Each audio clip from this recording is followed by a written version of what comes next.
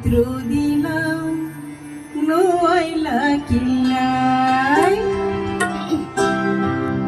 পরাণ হন কেন করে তোমার মিঠা মিঠা কথা